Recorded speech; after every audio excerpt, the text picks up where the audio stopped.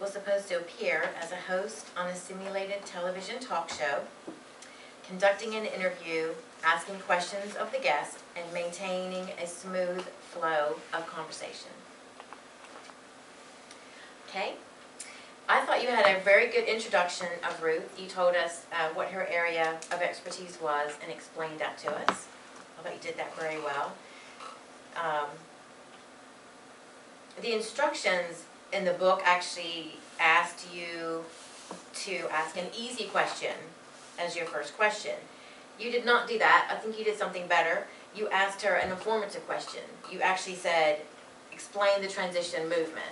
So I think that one tiny thing that you didn't do that the instruction booklet said was actually better, because instead of asking just a stupid easy question, you went with an informative question. You also let us know when the interviewee changed subjects. So she switched from talking about the transition movement to the Durham, and you kind of interjected and let all of us, the audience, know that she had slightly switched topics.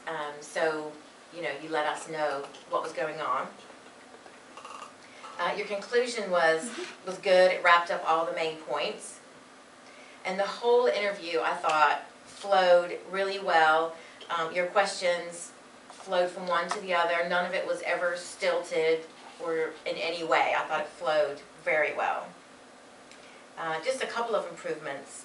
Right at the very beginning, when you said the name of the show, which is Local at 11, you kind of stumbled over the second word, and it's just because it's an alliteration, so if you just say it a little bit slower, maybe Local at 11. You maybe could have asked why this particular movement is important, and try to convince people, you know, what's wrong with what they do now, go to the grocery store every week.